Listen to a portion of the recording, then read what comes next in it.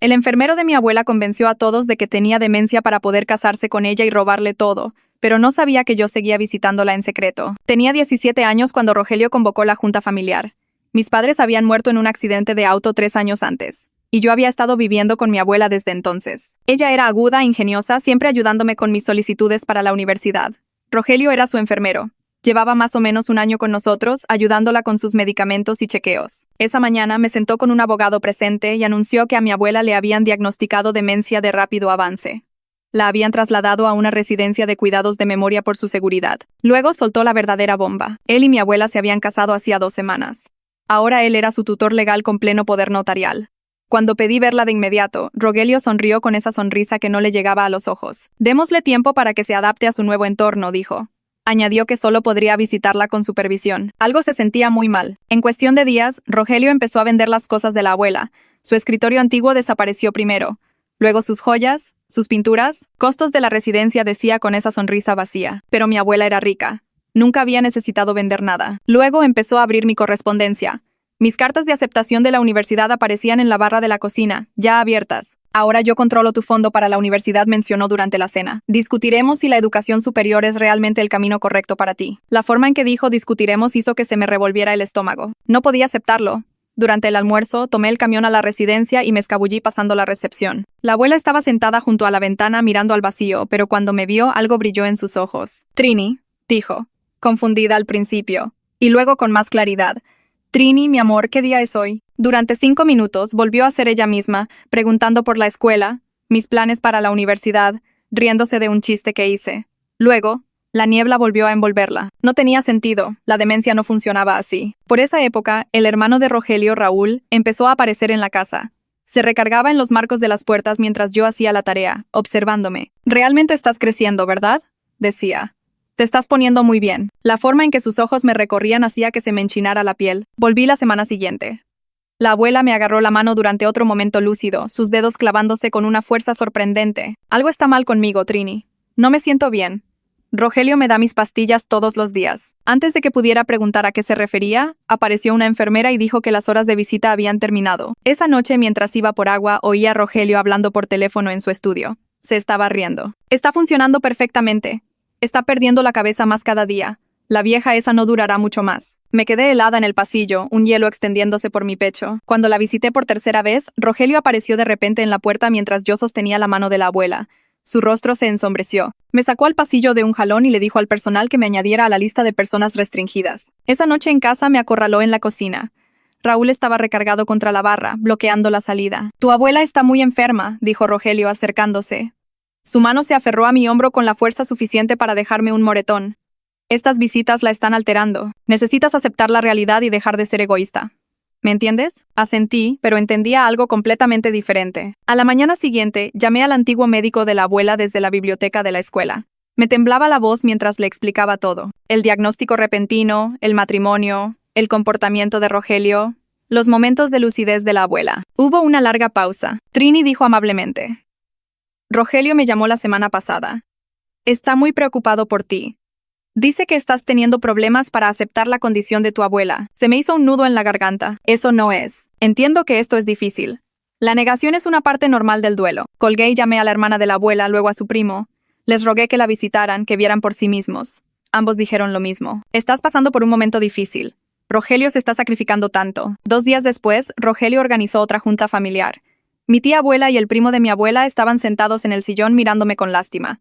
Rogelio esparció documentos sobre la mesa de centro. Mi examen de química reprobado. Una nota de mi orientador escolar sobre faltar a clases. El registro de visitantes de la residencia que mostraba mis visitas no autorizadas. «Trini ha estado haciendo acusaciones muy graves», dijo Rogelio, con la voz chorreando falsa preocupación, afirmando que de alguna manera estoy lastimando a Margarita.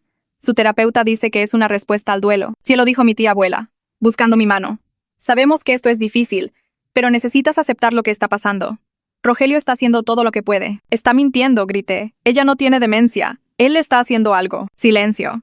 Todos me miraron como si me estuviera volviendo loca. 3 días después, Rogelio cambió las cerraduras de la bodega del jardín de la abuela. Razones de seguridad, dijo. Guardamos artículos valiosos antes de vender. Estaba completamente sola. Nadie me creía. Semanas después, oí a Rogelio hablando por teléfono. Dejé el suministro extra en la bodega del jardín. Lo recojo mañana. Esa noche, rompí la cerradura de la bodega con manos temblorosas y empecé a destrozar los suministros de cerámica de la abuela. Escondida bajo una lona, había una caja que contenía frascos de pastillas de benzodiazepinas. Ninguno a nombre de la abuela, y un diario con la letra de Rogelio con fechas y dosis. Mi abuela no estaba enferma. Rogelio la había estado drogando sistemáticamente para fingir demencia. Poder casarse con ella y robarle todo. Oí pasos sobre la grava. Entonces Rogelio estaba allí, con Raúl, con los ojos fijos en la caja. Rogelio se abalanzó sobre mí y corrí. La caja presionaba mi pecho mientras lo empujaba para salir por la puerta de la bodega. Raúl se movió para bloquear la reja trasera. Así que di una vuelta brusca y corrí por el costado de la casa. Mis pies golpearon el césped, luego el camino de entrada y luego la banqueta. Mi corazón latía tan fuerte que podía oírlo en mis oídos. Detrás de mí, Rogelio gritó algo, pero no me detuve ni miré atrás. Solo corrí tan rápido como pude por la calle. 3 cuadras parecieron una eternidad. Me ardían los pulmones y me dolían las piernas, pero seguí adelante. Cuando finalmente llegué a la parada del camión, caí sobre la banca. Me temblaba todo el cuerpo. Abracé la caja con fuerza contra mí e intenté respirar. Unos minutos después, llegó el camión. Mis manos temblaban tanto que casi se me cae el cambio al subir. Me senté en la esquina trasera y observé por la ventana para asegurarme de que Rogelio no me estuviera siguiendo. El camión me llevó al centro y me bajé en la biblioteca. Allí me sentía segura, tranquila. Nadie me conocía. Encontré una mesa en el rincón más alejado, lejos de todos, y me senté. Todavía me temblaban las manos cuando abrí la caja de nuevo. El diario de Rogelio estaba encima, con su letra por todas las páginas. Debajo estaban los frascos de pastillas. Ninguno de ellos tenía el nombre de mi abuela. Saqué mi teléfono y empecé a tomar fotos. Cada página del diario, cada frasco, cada etiqueta, las fechas que anotó, las cantidades, todo. Tomé foto tras foto hasta que había fotografiado todo 2 veces, solo para estar segura. Luego abrí mi correo electrónico y me envié todas las fotos a mí misma. Luego las envié de nuevo a mi correo de la escuela. Luego creé una nueva cuenta de correo allí mismo y las envié por 3ª vez. Mis manos no dejaban de temblar. ¿Y si Rogelio encontraba la manera de borrarlas de alguna forma? ¿Y si entraba en mis cuentas? Abrí un servicio de almacenamiento en la nube que nunca había usado y subí cada una de las fotos. Luego lo hice de nuevo en un servicio diferente. Respaldo tras respaldo tras respaldo. Tenía que asegurarme de que esta evidencia no pudiera desaparecer. Finalmente revisé mi teléfono. 17 llamadas perdidas de Rogelio. 6 mensajes de texto. El primero decía que volviera a casa ahora mismo. El segundo decía que estaba en serios problemas. El tercero usaba palabras que me asustaron. El cuarto decía que iba a llamar a la policía. El quinto decía que le había robado su propiedad privada. El sexto decía que sabía dónde vivían todos mis amigos. Bloqueé su número con dedos temblorosos. La biblioteca se sentía segura, pero sabía que no podía quedarme para siempre. Me quedé sentada allí hasta que empezaron a apagar las luces. Una bibliotecaria pasó y dijo que cerraban en 10 minutos. Empaqué la caja y salí a la oscuridad. No sabía qué hacer ni a dónde ir. Rogelio estaba en la casa. No podía volver allí. Entonces me acordé de Lucila, la hermana de mi abuela. Vivía al otro lado de la ciudad. No me había creído antes cuando la llamé. Pensó que solo estaba molesta porque la abuela estaba enferma. Pero tal vez si le mostraba la prueba física. Tal vez si podía ver el diario de Rogelio y las pastillas con sus propios ojos. Tal vez me creería esta vez. Tomé otro camión hacia su colonia. Luego tuve que transbordar a un segundo camión. Me tomó casi 1 hora llegar. Para cuando toqué su timbre, eran las 8 de la noche. Todavía traía mi mochila con la caja adentro. Lucila abrió la puerta y su rostro parecía molesto al principio. Como, ¿por qué aparecía tan tarde? Pero entonces realmente me miró. Me observó bien. Mi cara debió haberlo mostrado todo, porque su expresión cambió por completo. Abrió más la puerta y me dijo que entrara. Su comedor tenía una gran mesa de madera. Puse mi mochila en el suelo y saqué la caja. Mi voz se quebró cuando empecé a hablar. Extendí el diario de Rogelio sobre la mesa. Luego los frascos de pastillas. Traté de explicar lo que significaba cada página. Las fechas coincidían con cuando la abuela empezó a actuar confundida. Las cantidades aumentaban con el tiempo. Las pastillas no estaban a su nombre. Estaban a nombres que nunca había oído. Lucila se puso sus lentes para leer y tomó el diario. No dijo nada. Solo leyó página tras página. Luego tomó los frascos y miró las etiquetas. Volvió al diario y revisó las fechas de nuevo. Su rostro se puso cada vez más pálido. Dejó el diario sobre la mesa con cuidado y me miró. Su voz salió tranquila y seria.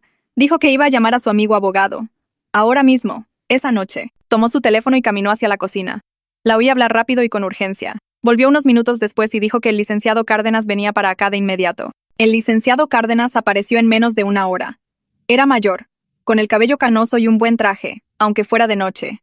Lucila dijo que había sido el abogado de la abuela durante 20 años. La conocía, sabía que había estado sana y lúcida. Se sentó a la mesa y miró todo lo que yo había puesto. Luego sacó su teléfono y empezó a tomar fotos de cada página, de cada frasco. Me hizo preguntas sobre cuándo encontré la caja. Lo que Rogelio había dicho en otras ocasiones. Cómo actuaba la abuela cuando la visitaba. Si alguien más sabía de esto, respondí todo lo mejor que pude. Mi voz seguía temblando, pero me obligué a seguir hablando. Esto era demasiado importante. El licenciado Cárdenas tomaba notas en su teléfono mientras yo hablaba. Fotografió el diario desde diferentes ángulos. Alineó todos los frascos de pastillas y les tomó una foto juntos. Luego fotos individuales de cada etiqueta. Trabajaba lenta y cuidadosamente, como si estuviera armando un caso, como si me creyera. Cuando terminó de tomar fotos, miró a Lucila y luego a mí. Su rostro era serio, pero no hostil. Explicó que lo que Rogelio hizo era ilegal. Muy ilegal. Los papeles de la tutela y el poder notarial se basaban en evidencia médica falsa. Eso significaba que podían ser impugnados en la corte. Pero teníamos que movernos rápido. Rogelio trataría de destruir evidencia o mover a la abuela a algún lugar donde no pudiéramos encontrarla una vez que se diera cuenta de que yo tenía pruebas. Lucila dijo que me quedaría allí esa noche, sin discusiones. No me iba a dejar volver a esa casa donde Rogelio pudiera alcanzarme. Me preparó el cuarto de huéspedes con sábanas y toallas limpias. Finalmente me permití llorar. Llorar de verdad. Todo el miedo de las últimas semanas salió a borbotones. La soledad de que nadie me creyera. El terror de las amenazas de Rogelio. La impotencia de ver a la abuela desaparecer en esa niebla. Pero ahora ya no estaba sola. Lucila me creía. El licenciado Cárdenas me creía. Teníamos evidencia. Pruebas reales de que Rogelio había estado mintiendo sobre todo. A la mañana siguiente desperté en el cuarto de huéspedes de Lucila, con la luz del sol entrando por unas cortinas desconocidas. Por un segundo olvidé dónde estaba. Luego todo volvió y se me revolvió el estómago. El licenciado Cárdenas llegó antes del desayuno con un portafolio lleno de papeles. Los extendió sobre la mesa de la cocina y explicó que Rogelio obtuvo su tutela y poder notarial basándose en evidencia médica falsa. Eso significaba que podíamos impugnarlo en la corte. Pero teníamos que movernos rápido. Rogelio intentaría destruir evidencia o mover a la abuela a algún lugar donde no pudiéramos encontrarla una vez que se diera cuenta de que yo tenía pruebas. Y entonces el licenciado Cárdenas hizo 3 llamadas telefónicas allí mismo en la mesa. Primero, al tribunal familiar presentando una moción de emergencia para suspender la tutela de Rogelio y darle a Lucila la autoridad temporal en su lugar. Segundo, a los servicios de protección de adultos mayores, reportando sospecha de abuso y fraude. Tercero, al Consejo Médico Estatal, sobre el doctor que diagnosticó a la abuela. Hablaba rápido y tomaba notas, y yo solo me quedé sentada viéndolo suceder. Adultos de verdad tomando acciones reales porque me creyeron. Al mediodía, el licenciado Cárdenas había presentado todo el papeleo en el juzgado. Regresó y dijo que tendríamos una audiencia en unos pocos días. Mi teléfono sonó esa tarde. Número desconocido. Casi no contesto, pero el licenciado Cárdenas me indicó que lo hiciera. La voz de una mujer se presentó como Carolina Sumner, de Servicios de Protección de Adultos Mayores. Necesitaba tomar mi declaración sobre el presunto abuso. Su voz era profesional, pero no fría. Hizo preguntas específicas sobre los momentos lúcidos de la abuela. ¿Cuándo ocurrían? ¿Cuánto duraban? ¿Qué decía la abuela? Preguntó sobre el comportamiento de Rogelio hacia mí. Las amenazas. Las acciones de control. Respondí todo lo más claramente que pude. Carolina dijo que visitaría la residencia hoy mismo para entrevistar a la abuela y observar su condición. También solicitaría acceso a los registros de medicación actuales de la abuela. Después de que colgamos, el licenciado Cárdenas pareció satisfecho. Las cosas se estaban moviendo. Esa noche sonó el teléfono de la casa. Lucila contestó y su rostro se tensó. Alejó el teléfono de su oreja y pude oír a Rogelio gritando desde el otro lado de la habitación. Algo sobre propiedad robada y llamar a la policía. El licenciado Cárdenas tomó el teléfono con calma. Dijo que Rogelio estaba ahora bajo investigación por abuso de ancianos y fraude, que Rogelio debería conseguir un abogado. Luego colgó. Mis manos temblaban, pero el licenciado Cárdenas se veía completamente tranquilo, como si hubiera hecho esto 100 veces antes. Al día siguiente Carolina llamó de nuevo. Había visitado a la abuela y notó que parecía excesivamente sedada. El administrador de la residencia estaba revisando el expediente de la abuela. Había problemas con sus papeles de admisión. El diagnóstico provenía de un médico que no era el médico de cabecera de la abuela. Ese médico se había ido del estado. La voz de Carolina tenía un tono más duro ahora. Dijo que la residencia estaba cooperando plenamente con la investigación. 2 días después llegó una llamada diferente. El detective Galindo se presentó. Estaba manejando la investigación criminal sobre las acciones de Rogelio. Había revisado la evidencia que el licenciado Cárdenas proporcionó y quería reunirse conmigo. Su voz era firme y seria. Dijo que había manejado casos de abuso de ancianos antes. Me trató como una testigo real en lugar de una adolescente confundida. Nos reunimos en la estación de policía esa tarde. Galindo era mayor, con cabello canoso y ojos cansados. Me pidió que le contara todo de nuevo desde el principio. Tomó notas y grabó nuestra conversación. Preguntó sobre las entradas del diario y los frascos de recetas. Sobre las amenazas de Rogelio. Sobre el comportamiento de Raúl hacia mí. Cuando terminé, dijo que estaban obteniendo una orden de cateo para registrar la casa de Rogelio y la bodega del jardín. La orden de cateo llegó a la mañana siguiente. Galindo llamó para decirme que habían encontrado más diarios. Documentos financieros que mostraban a Rogelio transfiriendo el dinero de la abuela a cuentas a su nombre. Medicamentos recetados adicionales escondidos en la casa. Rogelio se había vuelto descuidado una vez que pensó que había ganado. 4 días después de que el licenciado Cárdenas presentara la moción de emergencia, fuimos al tribunal familiar. La sala de audiencias era más pequeña de lo que esperaba. Paneles de madera y luces fluorescentes. Rogelio estaba sentado en una mesa con su abogado, luciendo furioso. Raúl no estaba allí. La jueza era una mujer de unos 50 años con ojos agudos. Revisó la evidencia mientras esperábamos. El licenciado Cárdenas presentó primero el diario de Rogelio, luego los frascos de pastillas, luego el informe de Carolina de su visita a la residencia. El abogado de Rogelio argumentó que yo era un adolescente con problemas que reaccionaba mal debido al duelo, que había robado propiedad privada y fabricado evidencia. Pero el licenciado Cárdenas tenía las observaciones de Carolina, el informe del administrador de la residencia sobre el papeleo irregular, la declaración del farmacéutico sobre las recetas, los hallazgos preliminares de la investigación del detective Galindo. El rostro de la jueza se ensombreció mientras leía todo. Le pidió al abogado de Rogelio que explicara las entradas del diario. El abogado titubeó. Dijo que estaban sacadas de contexto. La jueza preguntó qué contexto haría que tuvieran sentido los horarios de dosificación de medicamentos no recetados a la paciente. Silencio. Entonces la jueza me llamó a testificar. Sentí que se me doblaban las piernas al caminar hacia el estrado. Puse mi mano sobre la Biblia y juré decir la verdad. El licenciado Cárdenas me hizo preguntas sobre los momentos lúcidos de la abuela. Describí cómo estaría confundida y nublada. Luego, de repente, clara y aguda por unos minutos, preguntando por la escuela y mis planes para la universidad, luego la niebla volvía. Testifiqué sobre el comportamiento amenazante de Rogelio, la forma en que me acorraló en la cocina con Raúl bloqueando la salida, cómo me había agarrado el hombro lo suficientemente fuerte como para dejarme un moretón, sobre encontrar la evidencia en la bodega y Rogelio atrapándome con ella. El abogado de Rogelio trató de hacerme parecer poco confiable. Preguntó sobre mi examen de química reprobado, mis clases a las que falté, pero expliqué que eso fue después de que Rogelio comenzó a controlar todo. Después de que abrió mi correo y amenazó mi fondo universitario. Después de semanas de que nadie me creyera y de sentirme completamente sola. La jueza detuvo las preguntas del abogado. Dijo que había oído suficiente. Inmediatamente suspendió la tutela de Rogelio. Otorgó a Lucila autoridad temporal sobre el cuidado y las finanzas de la abuela. Ordenó que la abuela fuera transferida a una instalación diferente para una evaluación médica adecuada. El rostro de Rogelio se puso rojo oscuro. Empezó a levantarse, pero su abogado lo agarró del brazo. Raúl no estaba allí para detenerlo esta vez. La jueza le advirtió a Rogelio que había cargos criminales pendientes, que no debía contactar a la abuela ni a mí. La violación resultaría en arresto inmediato. Salimos del juzgado y no podía dejar de temblar. Lucila me rodeó con el brazo. El licenciado Cárdenas parecía sombríamente satisfecho. Aún no había terminado. Pero la abuela estaba a salvo ahora. Rogelio ya no podía hacerle daño, y la gente finalmente me creyó. Carolina hizo llamadas desde el pasillo del juzgado mientras Lucila me mantenía abrazada.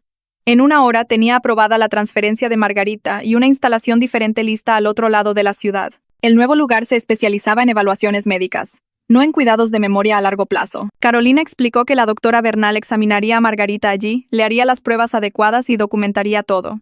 Una escolta policial acompañaría a la ambulancia para asegurarse de que Rogelio no pudiera interferir. La transferencia se realizó esa misma tarde. Quería ir, pero Carolina dijo que era mejor si esperaba.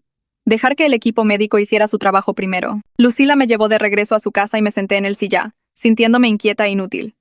Mi teléfono vibraba con mensajes de texto de amigos de la escuela preguntando dónde había estado. No sabía cómo explicar nada de esto. 3 días se sintieron como 3 años. Carolina llamaba con actualizaciones. Margarita estaba descansando. Los médicos estaban haciendo pruebas. Parecía confundida pero tranquila. Yo caminaba de un lado a otro en la sala de Lucila y no podía concentrarme en la tarea, ni en la televisión, ni en nada. Al 4.º día, Carolina llamó y dijo que podía visitarla. Lucila me llevó a la nueva instalación y mis manos temblaron todo el camino. El edificio se veía diferente al lugar de cuidados de memoria. Más brillante. Más ventanas. Menos como una prisión. Carolina nos recibió en el vestíbulo y me acompañó a la habitación de Margarita. Me detuve en la puerta, de repente aterrorizada. ¿Y si seguía nublada? ¿Y si Rogelio había dañado su cerebro permanentemente? Entonces Margarita levantó la vista de su silla junto a la ventana y sus ojos se enfocaron en mí de inmediato. Su voz salió clara y fuerte cuando dijo mi nombre. Sin confusión, sin dudar. Solo Margarita. Crucé la habitación y la abracé. Y ella me devolvió el abrazo con fuerza real. Preguntó qué había pasado. ¿Por qué estaba aquí? ¿Dónde estaba Rogelio? Sus palabras tenían sentido. Sus pensamientos conectaban correctamente. Realmente había vuelto. Me senté en la silla junto a la suya, le tomé la mano y le expliqué todo. Sobre encontrar las drogas y el diario en la bodega. Sobre Rogelio atrapándome. Sobre Lucila y el licenciado Cárdenas y la audiencia de emergencia. Sobre cómo Rogelio la había estado drogando durante meses para fingir demencia, poder casarse con ella y robarle todo. Margarita empezó a llorar a mitad de mi explicación. No las lágrimas confusas de antes. Eran lágrimas de ira, lágrimas de horror. Seguía diciendo que recordaba fragmentos, pedazos del último año que se sentían como una pesadilla de la que no podía despertar. La voz de Rogelio diciéndole que tomara sus vitaminas. Papeles apareciendo frente a ella en los que no podía enfocarse. Su mano guiando la suya para firmar cosas. La niebla en su cerebro que no se disipaba por mucho que intentara pensar con claridad. Recordaba nuestras visitas cuando me colaba, cómo luchaba contra la neblina durante unos minutos para hablar conmigo, cómo la claridad se desvanecía de nuevo, y sentía cómo se estaba desvaneciendo. La doctora Bernal entró más tarde esa tarde con Carolina. Explicó que los resultados de los análisis de sangre mostraban altos niveles de benzodiazepinas en el sistema de Margarita, las drogas que Rogelio le había estado dando. La doctora Bernal confirmó que Margarita no mostraba signos de demencia real, ni daño cerebral, ni deterioro cognitivo, solo problemas significativos inducidos por las drogas que ahora estaban desapareciendo al no estar siendo envenenada. Durante los días siguientes, Margarita se volvió más aguda y alerta. La niebla se disipó por completo. Empezó a hacer chistes con las enfermeras, a pedir comida de verdad en lugar de las insípidas comidas de la residencia, a exigir saber cuándo podría irse a casa. Dio una declaración formal a Carolina y a la doctora Bernal sobre lo que recordaba.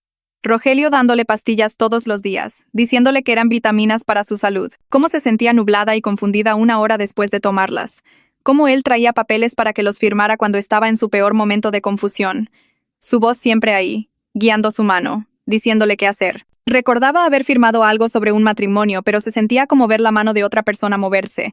Recordaba a Rogelio hablando de vender cosas, pero no podía concentrarse lo suficiente como para discutir. Todo el año se sintió como ahogarse mientras todos miraban y no hacían nada. 5 días después de la audiencia en el juzgado, el detective Galindo arrestó a Rogelio y a Raúl.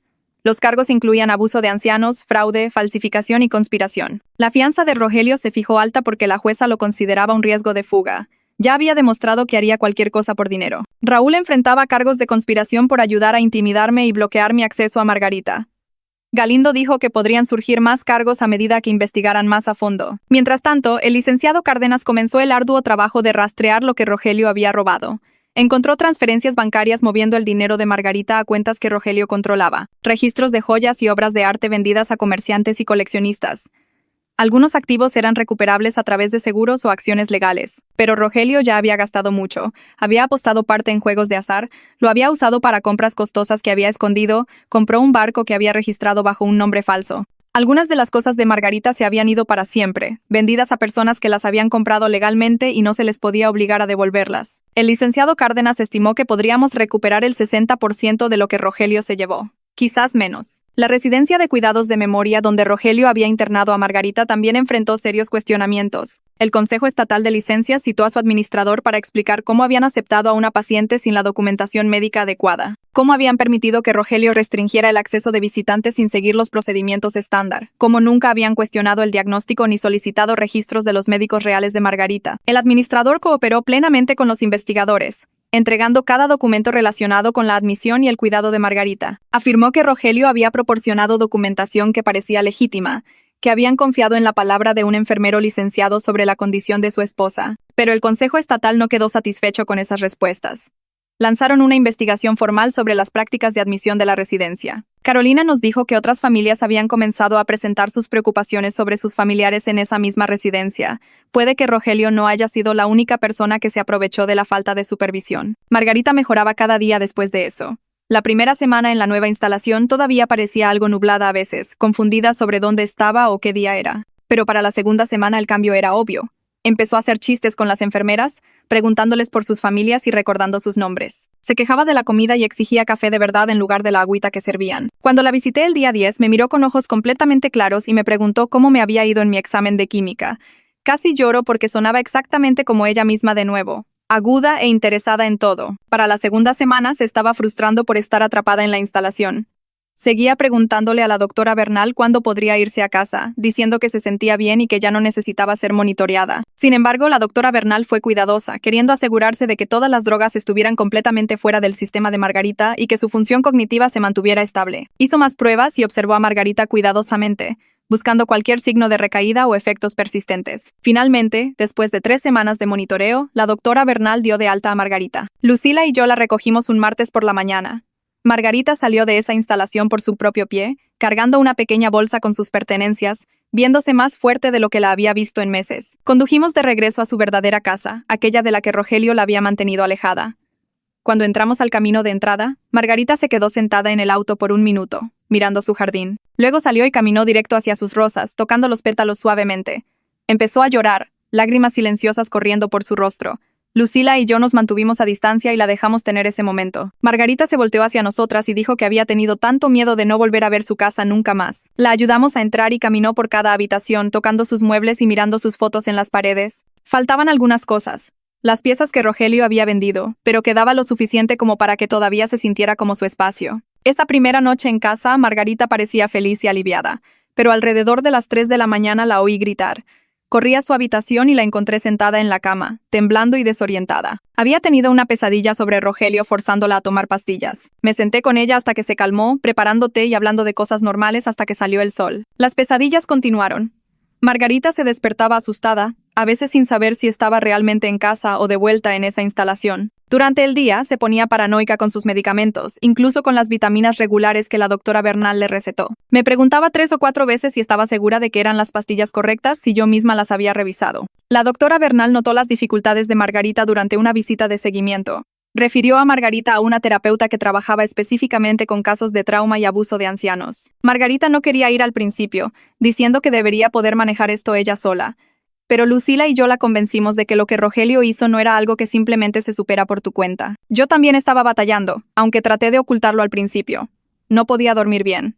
Me despertaba con pequeños ruidos, convencida de que Rogelio de alguna manera había salido y vendría por mí. En la escuela, saltaba cuando la gente se me acercaba por detrás inesperadamente. Mis calificaciones estaban bajando porque no podía concentrarme en la tarea. Lucila lo notó y me preguntó directamente si estaba bien. Admití que no. Ella también me consiguió terapia, con alguien que trabajaba con adolescentes que habían pasado por traumas familiares. Hablar con la terapeuta ayudó. Pude explicar lo asustada que había estado cuando nadie me creía, lo aislada que me sentía, cómo a veces todavía me despertaba pensando que había imaginado toda la evidencia y que Rogelio seguía en control. Aproximadamente un mes después de que Margarita regresó a casa, el licenciado Cárdenas llamó con noticias sobre el caso de Rogelio. El juicio penal estaba programado para dentro de 3 meses, pero el abogado de Rogelio se había acercado al fiscal para negociar un acuerdo de culpabilidad. Rogelio quería evitar el juicio y estaba dispuesto a declararse culpable a cambio de cargos reducidos. El licenciado Cárdenas explicó que esto significaba que Rogelio sabía que la evidencia en su contra era sólida y que probablemente perdería en el juicio. Margarita y yo nos sentamos en la mesa de su cocina hablando sobre si deberíamos aceptar un acuerdo.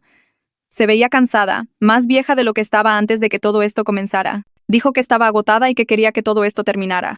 Pero también quería que Rogelio enfrentara consecuencias reales por lo que le había hecho. No quería que le dieran una sentencia leve y saliera en un año. Yo sentía lo mismo. Una parte de mí quería ver a Rogelio juzgado en la corte. Quería que un jurado escuchara todo lo que había hecho. Pero otra parte de mí tenía miedo de un juicio, de tener que testificar y ser interrogada por su abogado. El fiscal se reunió con nosotras la semana siguiente para explicar las opciones. Un acuerdo de culpabilidad garantizaría la condena de Rogelio, pero probablemente significaría una sentencia más leve. Un juicio conllevaba el riesgo de absolución si algo salía mal, pero podría resultar en las penas máximas si ganábamos. Dijo que la evidencia era sólida, pero que los jurados eran impredecibles. Margarita y yo hablamos de ello durante días. Finalmente, decidimos que aceptaríamos el acuerdo solo si incluía un tiempo significativo en prisión. Le dijimos al licenciado Cárdenas que negociara la sentencia más larga posible dentro del marco del acuerdo. 2 semanas después, el acuerdo se finalizó. Rogelio se declararía culpable de abuso de ancianos, fraude y falsificación. La audiencia de sentencia tuvo lugar en una mañana fría de noviembre. Margarita, Lucila y yo nos sentamos en la sala del tribunal viendo a Rogelio pararse frente al juez. Se veía más pequeño de alguna manera, menos amenazante de lo que parecía en nuestra casa. El juez repasó cada cargo, preguntándole a Rogelio si entendía de lo que se declaraba culpable. Rogelio dijo sí en voz baja. Entonces el juez lo sentenció a 6 años de prisión sin posibilidad de libertad condicional antes de 4 años.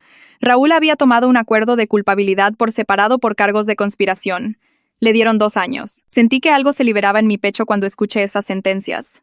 6 años no era para siempre, pero era tiempo real. Rogelio estaría en prisión mientras yo terminaba la preparatoria y la universidad. Mientras el licenciado Cárdenas trabajaba en el lado legal, también rastreaba el dinero robado de Margarita. Encontró cuentas bancarias que Rogelio había abierto a su nombre, registros de transferencias de las cuentas de Margarita. Identificó joyas y obras de arte que Rogelio había vendido, rastreando a compradores y comerciantes. Algunos artículos eran recuperables a través de reclamaciones de seguros o acciones legales que forzaban devoluciones. Pero Rogelio ya había gastado mucho.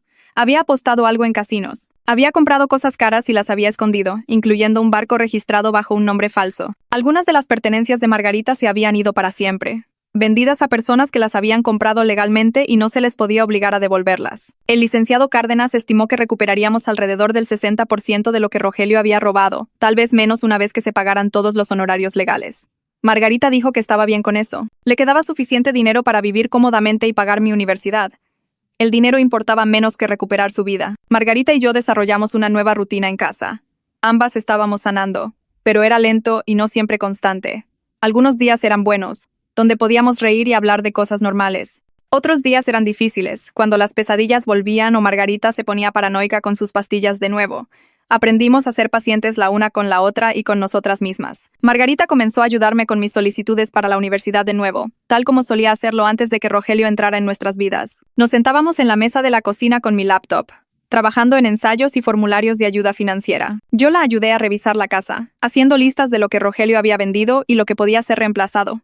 Algunas cosas eran solo cosas, decía. Otras, como el anillo de su madre, dolía perderlas. Nos enfocamos en hacer que la casa se sintiera segura de nuevo, comprando muebles nuevos para las habitaciones que se sentían demasiado vacías, reorganizando las cosas para que no nos recordaran el tiempo de Rogelio allí. Lucila empezó a visitarnos 2 veces por semana después de eso, generalmente los martes por la noche y los sábados por la tarde. Las primeras visitas se sintieron incómodas porque seguía disculpándose, diciendo que debería haberme creído desde el principio, que nos había fallado tanto a Margarita como a mí. Le dije que estaba bien, que Rogelio había engañado a todos, pero ella negaba con la cabeza y volvía a disculparse. Finalmente, la senté en la mesa de la cocina y le expliqué que ella había respondido cuando realmente importaba, que había involucrado al licenciado Cárdenas y había ayudado a salvar la vida de Margarita. Eso pareció ayudar. Después de eso, se relajó y comenzó a actuar más como ella misma, trayendo víveres y ayudando con la cena, contando historias de cuando Margarita era más joven. A Margarita le encantaba tener a su hermana cerca de nuevo. Se sentaban en la sala durante horas, hablando y riendo, recuperando todo el tiempo que Rogelio les había robado. En marzo, mis cartas de aceptación de la universidad comenzaron a llegar. Revisaba el buzón todos los días después de la escuela, con el estómago hecho un nudo por los nervios. Las primeras fueron rechazos, lo cual dolió, pero ya esperaba algunos. Luego, un jueves, abrí un sobre grueso de mi universidad de primera opción y me quedé mirando la carta de aceptación, leyéndola 3 veces para asegurarme de que era real. Margarita estaba en la cocina cuando entré corriendo, y con solo ver mi cara comenzó a llorar lágrimas de felicidad antes de que siquiera le mostrara la carta. Me tomó de las manos y me dijo lo orgullosa que estaba, cuánto había trabajado por esto. Insistió en organizar una cena de celebración ese fin de semana, llamando a Lucila, al licenciado Cárdenas y a la doctora Bernal para invitarlos. El sábado por la noche, nuestro comedor se sintió lleno y vivo por primera vez en más de un año. El licenciado Cárdenas trajo champán y sidra espumosa, brindando por mi futuro. La doctora Bernal me dio un diario de piel para la universidad. Lucila hizo mi postre favorito. Margarita no dejaba de llorar y apretar mi mano, diciendo que esto era lo que Rogelio había intentado quitarme, y había fracasado. Los siguientes meses pasaron en un abrir y cerrar de ojos entre exámenes finales y preparativos para la graduación. Junio llegó caliente y húmedo, y de repente estaba usando una toga y un birrete, formándome con mis compañeros de clase afuera del campo de fútbol. Vi a Margarita y a Lucila en las gradas, saludando y tomando fotos. Caminar por ese escenario para recibir mi diploma se sintió surrealista, como si estuviera viendo la vida de otra persona. Todo lo que pasó con Rogelio se sentía como una pesadilla de otro mundo, pero también era profundamente significativo. Saber que Margarita estaba allí mirando, saludable y con la mente clara, libre de las drogas de Rogelio.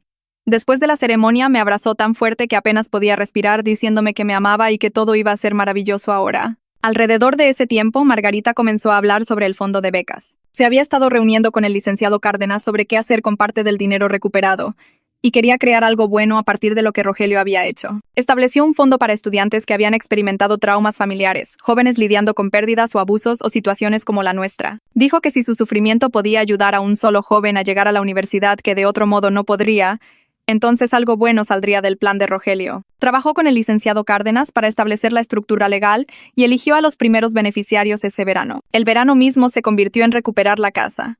Margarita y yo recorrimos cada habitación, haciendo listas de lo que Rogelio había vendido y lo que queríamos reemplazar. Algunas cosas eran solo cosas, decía, pero otras importaban.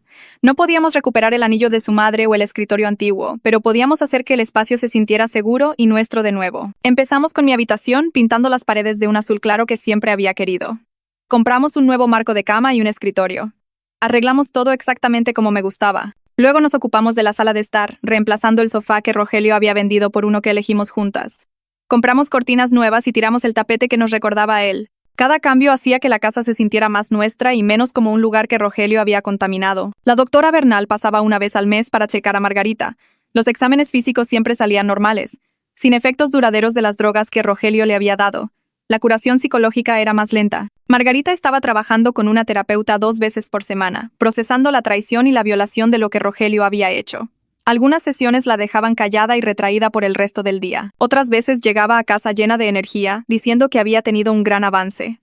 La doctora Bernal dijo que el progreso era constante y saludable, que Margarita estaba haciendo el duro trabajo de sanar. Margarita y yo teníamos días difíciles en los que el trauma salía a la superficie sin previo aviso. Ella tenía pesadillas sobre Rogelio dándole pastillas. Despertaba desorientada y asustada. Yo tenía ataques de pánico cuando alguien se paraba demasiado cerca o levantaba la voz. Aprendimos a reconocer las señales en la otra y a responder con paciencia. Cuando Margarita tenía un mal día, me sentaba con ella y le recordaba dónde estaba, que Rogelio estaba en prisión y ya no podía hacerle daño. Cuando yo batallaba, ella preparaba té y me dejaba hablar o simplemente se sentaba en silencio hasta que el miedo pasaba. Estábamos más unidas ahora que antes de Rogelio, unidas por haber sobrevivido juntas a su plan. Entendíamos los detonantes y miedos de la otra de una manera que la mayoría de la gente nunca entendería. Agosto llegó demasiado rápido. Lucila me ayudó a empacar para la universidad, revisando ropa y útiles, asegurándose de que tuviera todo lo que necesitaba. El día de la mudanza llegó un sábado y tanto Lucila como Margarita insistieron en venir. Subimos mis cosas al auto de Lucila e hicimos el viaje de 2 horas al campus. Mi cuarto en la residencia de estudiantes era diminuto, apenas espacio para una cama, un escritorio y una cómoda. Margarita inmediatamente comenzó a organizar las cosas, preguntándome dónde quería mi lámpara, si los libros deberían ir en este estante o en ese. Conoció a mi compañera de cuarto, una chica del otro lado del estado que estudiaba biología, y platicó con ella durante 20 minutos sobre las clases y la vida en el campus. Cuando llegó el momento de que se fueran, Margarita me abrazó en el estacionamiento y me hizo prometer que la llamaría si necesitaba algo, cualquier cosa, a cualquier hora del día o de la noche. Las primeras semanas fueron duras, adaptándome a las clases y a vivir lejos de casa. Pero Margarita me llamaba por videollamada todos los martes y viernes por la noche, preguntándome por mis profesores y mi compañera de cuarto, contándome sobre su semana. Volvía a casa la mayoría de los fines de semana al principio, necesitando la comodidad familiar de la casa y la presencia de Margarita. Gradualmente me instalé en la vida universitaria, haciendo amigos y participando en actividades. Creamos una nueva normalidad que incluía lo que pasó con Rogelio, pero no dejaba que definiera todo. Hablábamos de ello cuando lo necesitábamos. Reconocíamos el trauma, pero también nos enfocábamos en seguir adelante. Estaba prosperando en la universidad de maneras que no había esperado. Mis clases me retaban y me encantaba la independencia de manejar mi propio horario. Me había decidido por la carrera de prederecho después de hablar con un consejero académico. Quería ayudar a personas en situaciones como la nuestra, familias siendo manipuladas o abusadas, personas que necesitaban que alguien les creyera y luchara por ellas. Cuando se lo conté a Margarita durante una de nuestras videollamadas, volvió a llorar y dijo que Rogelio me había dado accidentalmente una vocación profesional, que tomaría lo peor que nos pasó y lo usaría para ayudar a otros. Llegaron las vacaciones de invierno y Margarita me pidió que me sentara en la mesa de la cocina una noche después de cenar. Extendió una pila de papeles legales frente a mí, con sus lentes para leer en la punta de la nariz. Había estado trabajando con el licenciado Cárdenas para rehacer completamente su testamento y planificación patrimonial, explicó, señalando diferentes secciones con el dedo. Nos nombró a Lucila y a mí como cofideicomisarias, lo que significaba que ambas tendríamos la misma voz en el manejo de sus asuntos si algo le sucedía. Ninguna persona podría tomar el control de nuevo. También estableció algo llamado testamento en vida que detallaba exactamente qué atención médica quería y no quería, con copias archivadas en el consultorio de su médico y en el hospital. Si alguna vez se enfermaba o no podía tomar decisiones, los médicos seguirían sus instrucciones por escrito, no lo que algún cónyuge o tutor afirmara que ella quería. Margarita me hizo leer todo el documento, mostrándome dónde aparecían nuestros nombres y explicando qué significaba cada sección. Ambas firmamos los papeles con el licenciado Cárdenas como testigo y ella guardó los originales bajo llave en su caja de seguridad en el banco. Parecía más ligera después de eso, como si finalmente hubiera recuperado el control que Rogelio le había robado. Cuando terminó enero y llegó el momento de regresar para el semestre de primavera, empaqué mi auto mientras Lucila ayudaba a bajar las cajas de mi habitación. Margarita estaba parada en el camino de entrada mirando, con los brazos cruzados contra el frío pero sonriendo. Me abrazó fuerte antes de que subiera al auto y me dijo que manejara con cuidado y llamara cuando llegara. Salí en reversa lentamente, viéndola saludar por el espejo retrovisor, y algo hizo clic en mi cabeza durante ese viaje de 2 horas de regreso al campus. Rogelio había intentado destruir todo. Intentado robar el dinero y la independencia de Margarita y dejarme sin nada. Pero en lugar de eso, nos había mostrado exactamente lo fuertes que éramos cuando luchábamos juntas. Margarita estaba saludable ahora, aguda y en control de su vida nuevamente, con protecciones legales que la mantendrían a salvo. Yo estaba construyendo el futuro que quería, estudiando para ayudar a otras personas que necesitaban que alguien les creyera y luchara por ellas. Ambas sabíamos que podíamos manejar lo que viniera después, porque ya habíamos sobrevivido a lo peor que podía pasar y habíamos salido del otro lado, todavía de pie, todavía luchando, todavía juntas.